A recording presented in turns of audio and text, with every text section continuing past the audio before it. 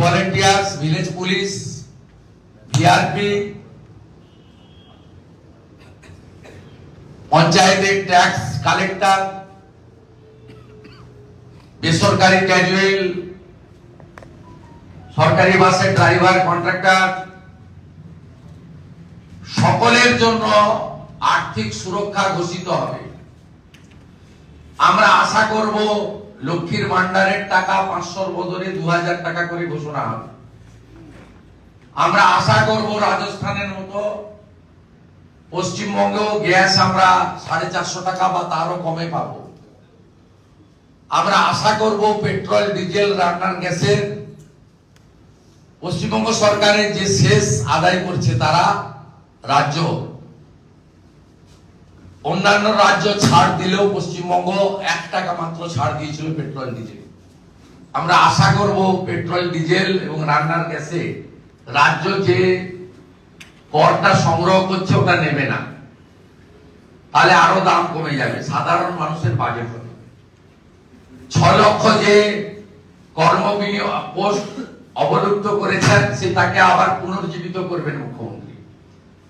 মুখ্যমন্ত্রীর নির্দেশে অর্থমন্ত্রী সমস্ত রাজ্য সরকার, শিক্ষক, শিক্ষাকর্মী, অধ্যাপক, পঞ্চায়েত, পুরসভার ফাঁকা থাকা আসনগুলিকে 6 মাসের মধ্যে পূরণ করে দিবেন এসসি, এসটি, ওবিসি রোস্টার মেনে।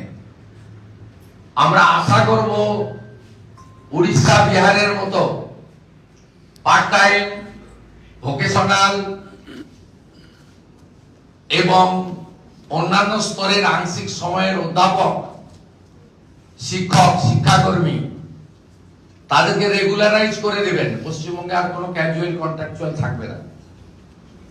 পেনশনারদেরও উত্তরপ্রদেশের যোগীজির মতো স্পেশাল ইনসেন্টিভ ইয়ার্স ঘোষণা হবে। সঙ্গে সঙ্গে ল্যান্ড পলিসি বদলে একটি শিল্প এবং বাণিজ্যমুখী বাজেট তৈরি করবেন।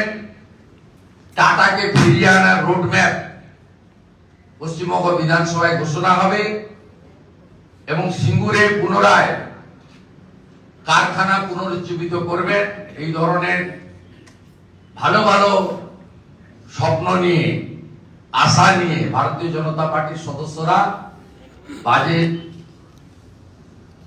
পেশের দিন বিধানসভায় অংশগ্রহণ করবেন বেলা 3টের সময়। একটিও ভারতবর্ষের প্রধানমন্ত্রী, কেন্দ্রীয় সরকার, ভারতীয় জনতা পার্টি তাদের সম্পর্কে অসংসদীয় কথা, রাজনৈতিক আক্রমণ এবং মিথ্যা প্রতিশ্রুতি দেওয়ার চেষ্টা করলে সোচ্চার বিরোধিতা হবে, উচ্চ কণ্ঠে প্রতিবাদ হবে। তার ফের যা হয় হবে, তার জন্য আমরা অরিড নই। সাসপেন্ড করলে করবেন, মারপিট করলে করবেন, মার্শাল দিয়ে ঠেলে বের করে দিলে দেবেন, ভাতা বন্ধ করলে করবেন, হেয়ার স্ট্রিট থানায় আবার এফআইআর করতে চাইলে করবেন। We are not অরিড। 9 তারিখে মনস্টিকদার নেতৃত্বে চা বাগানে নো পাট্টা, চা বাগানের জমির মালিক, চা বাগানের শ্রমিকরা, চা বাগানের শ্রমিকদেরকে মালিকানার দাবিতে মনস্টিকদার নেতৃত্বে চা বলয়ের বিধায়করা অ্যাডজর্নমেন্ট মোশন দেবে এবং 9 তারিখে বাজেট ডিসকাশন আমাদের পক্ষে ওপেন করবেন ডক্টর অশোক লাহিড়ী। অন্যরাও বলবেন। 2 দিন ধরে আমরা 1.5-3 ঘন্টা 180 মিনিট পার্টিসিপেট করব। আমরা ছাড়া আরেকটি দলের একজন এমএলএ আছেন, তিনি রিকোয়েস্ট করেছেন চিফ হুইপকে, তাকে 10 মিনিট আমরা দেব। বাকি 170 মিনিট বিজেপি এমএলএরা বক্তব্য রাখবেন। কনস্ট্রাকটিভ অ্যাপ্রোচ থাকবে এবং কনস্ট্রাকটিভ অপোজিশনও থাকবে। এবং শনিবার দিন বাজেট বিতর্কে as a leader of opposition আমি পার্টিসিপেট করব শেষ দিন। সাথে সাথে 9 তারিখে আমাদের একটি কর্মসূচি আপনাদের জানাচ্ছি। ক্যাগ রিপোর্ট যেহেতু বিধানসভায় আজকে পড়তে পর্যন্ত দেওয়া হলো না, পিএসসি তে আনা হয়নি, টেবিল হয়নি, ডিসকাশন হয়নি, আমরা মহামহিম রাজ্যপালকে মেসেজ করেছি পশ্চিমবঙ্গ বিধানসভায় বাজেট অধিবেশনের বিতর্ক শেষ হওয়ার পরে আমরা মার্চ করে উইদাউট মাইক, যেহেতু পরীক্ষা চলছে, আমরা রাজভবনে যাব। রাজ্যপালের ক্ষমতা আছে, তিনি ক্যাগকে রেকমেন্ডেশন করতে পারেন মুখ্যমন্ত্রী সহ তার ক্যাবিনেটের বিরুদ্ধে এফআইআর করার জন্য। এটা অন্য রাজ্যে হয়েছে। ক্যাগ একটি অটোনমাস বডি, কনস্টিটিউশনাল বডি, তার লিগ্যাল অ্যাকশন নেওয়ার ক্ষমতা আছে, কিন্তু রাজ্যপালকে তার রেকমেন্ডেশন দিতে হয়। আমরা মাননীয় রাজ্যপালের কাছে 9 তারিখে ক্যাগ রিপোর্ট নিয়ে যেহেতু ডিসকাশন টেবিল হওয়ার কোনো সুযোগ নেই, স্পিকারের অ্যাটিটিউড আজকে আমরা দেখেছি। এটা আমাদের মনে হয়েছে এটা মুখ্যমন্ত্রীর ভার্সনটা থ্রু স্পিকার আমরা শুনতে পেলাম। এত বড় একটা করাপশন, যেখানে ভুয়া অ্যাকাউন্টের হদিশ পাওয়া গেছে, শুধু অ্যাডভান্স অ্যাডজাস্টমেন্ট মুখ্যমন্ত্রী আপনাদের খাইয়ে দিয়েছে। অ্যাডভান্স অ্যাডজাস্টমেন্ট একটা পার্ট, কিন্তু ফ্রড, ফেক অ্যাকাউন্টের কথা বলা হয়েছে, multiple numbers, hundreds of fake accounts. That means it's a serious fraud এবং ম্যাল প্র্যাকটিসেস এন্ড করাপশন। গভর্নরকে আমরা রিকোয়েস্ট করব যে আপনি ক্যাগকে রেকমেন্ড করুন টু লজ এফআইআর এগেইনস্ট মুখ্যমন্ত্রী Mamata Banerjee and her entire cabinet. কারণ ক্যাগের যে রিপোর্ট, তাতে ক্যাবিনেট দায়বদ্ধ। এটা আমরা 9 তারিখে করব। আমার সাইড থেকে আমার বক্তব্য শেষ হয়ে গেছে। এবারে রিগার্ডিং মহিলাদের ইস্যুতে কিছু বললে আপনি অগ্নিমিত্রা পালকে জিজ্ঞেস করতে পারেন, উনি কালকের ইস্যুটা বলবেন। রিগার্ডিং চা বাগান, মিস্টার টিগ্গা উইল স্পিক। আর মধ্যশিক্ষা পর্ষদে যে কেলেঙ্কারি হয়েছে আর এসটি সার্টিফিকেট ফেক হচ্ছে, এটা নিয়ে শঙ্কর ঘোষ, কমলাকান্ত হাসদা তারা মেনশনে তুলবেন। আগামী দিনে মেনশনে ফেক এসটি সার্টিফিকেট নিয়ে কমলাকান্ত হাসদা তুলবেন। মধ্যশিক্ষা পর্ষদের করাপশন নিয়ে আজকে যেহেতু হায়ার এডুকেশন ছিল, কলেজ ইউনিভার্সিটি, সেখানে কোশ্চেন করার সুযোগ ছিল না। শুধু আমাদের ডক্টর অশোক লাহিড়ী একটা ভালো প্রশ্ন করেছেন যে প্রাক্তন শিক্ষামন্ত্রী মমতা ব্যানার্জির সম্পদ, তৃণমূলের সেকেন্ড ম্যান, মহাসচিব পার্থ চট্টোপাধ্যায়, ফেক ডক্টরেট, তিনি আমাদের এখানে প্রচুর জ্ঞান দিতেন, নীতির কথা বলতেন, সংসদীয় গণতন্ত্রের কথা বলতেন, শিষ্টাচারের কথা বলতেন, শৃঙ্খলার কথা বলতেন, ব্যবহারের কথা বলতেন, বিরোধীদের কি ভূমিকা হওয়া উচিত। তিনি এবং আরেক ফ্রেঞ্চ কার্ড মমতা ব্যানার্জির বন্ধু মানিক ভট্টাচার্য, দুজন প্রচুর জ্ঞান দিতেন বিধানসভায়, আপনারাও তার সাক্ষী। তারা জেলের ভিতরে কি ধরনের জ্ঞান নিচ্ছেন বা জ্ঞান দিচ্ছেন, তার জন্য কারা দপ্তর কি কি ব্যবস্থা নিয়েছে, ডক্টর অশোক লাহিড়ী আজকে এটা তুলে ধরেছেন।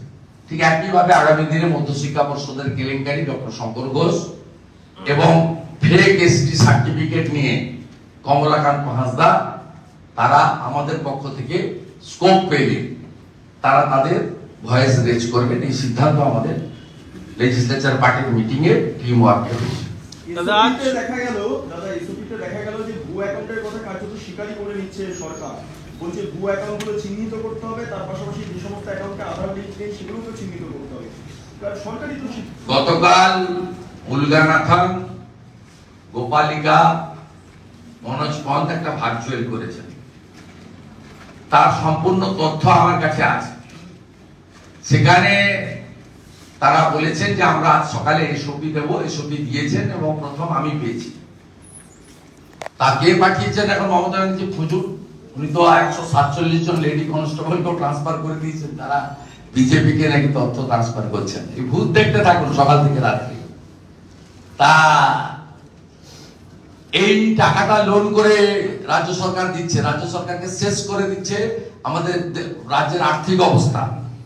পরবর্তী ফাইন্যান্সিয়াল ইয়ারে কোনো লোন আর পাবেন না এফআরবিএম অনুযায়ী। গোপালিকাজি বলছেন এর সঙ্গে একটা করে শুভেচ্ছা কার্ড যাবে মুখ্যমন্ত্রী, মানে ভোট দিন, যে আমরা এই টাকাটা দিচ্ছি, ভোট দিন। আর এসবিতে স্বীকারই করে নেওয়া হয়েছে ফেক অ্যাকাউন্ট আছে, ফেক জব কার্ড আছে। আর ধন্যবাদ জানাবো এনফোর্সমেন্ট ডাইরেক্টরেটকে, সাথে পশ্চিমবঙ্গ পুলিশকে। তারা এতগুলো থানায় মানরেগার এফআইআর করে রেখেছিল বলেই আজকে ইডি দরজাটা খুলে দিয়েছে। এই দরজা যখন খুলেছে তখন অনেক দরজা আস্তে আস্তে খুলতে খুলতে তারা যাবে। এবং গোটা পশ্চিমবঙ্গ জুড়ে মানি লন্ডারিং যেভাবে হয়েছে মানরেগাতে, তাতে জ্যোতিপ্রিয় মল্লিক আর মাকিবুর রহমানদের মতো অনেকেরই ব্যাগ গোছানোর সময় হয়ে এসেছে। কিন্তু তৃণমূল কংগ্রেস বলছে কালকে আপনি দিল্লিতে গিয়ে ধমকানি চমকানি দিয়েছেন। শশীবাজা বলেছেন যে আপনি যে কারণে এই আজকে ইডি রেড সকাল থেকে দেখা গেছে। শশী পাঁজার দপ্তরি দুর্নীতিতে যুক্ত। আবারও বলি, ভালো পরিবারের আপনি একজন সম্মানীয় মহিলা,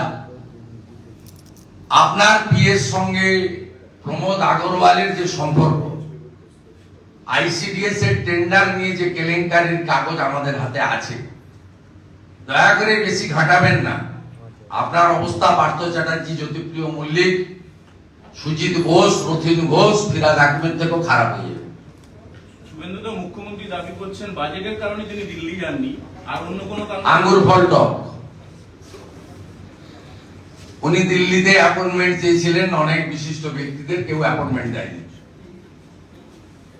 তাতে ইন্ডি না পিন্ডি আছে তারাও দেয়নি, আর ভারত সরকার যারা চালাচ্ছেন তারাও দেয়নি। মমতা ব্যানার্জির সঙ্গে বসে সময় অপব্যবহার করতে কেউ রাজি না। ইভিন কেজরিওয়ালের অ্যাপয়েন্টমেন্ট চেয়েছিলেন, কেজরিওয়াল অ্যাপয়েন্টমেন্ট দেয়নি, যে কিছুদিনের মধ্যে হয়তো অন্য কোথাও যাবে। তাই স্বাভাবিকভাবে এত সাংবাদিক, লোক Laskar, security, private jet, special jet, metro রেলের কাজ বন্ধ, কাড়া নাকাড়া বাজিয়ে দিল্লি যাওয়াটা বেকার হয়ে যাবে। তাই এখানেই থাকি, সাংবাদিক সম্মেলন করি, এপাং ওপাং ছপাং করি, এসব করি। তাই তিনি চান, এটা হচ্ছে আঙুর ফল টক বলে না, সেটাই হয়েছে ওনার অবস্থা। 100 দিনের 30,000 কোটি টাকা খরচের হিসাবে গরমি বিজেপির তরফে এই মুহূর্তে হাইকোর্টে দেওয়া হয়েছে। দেখুন, আমার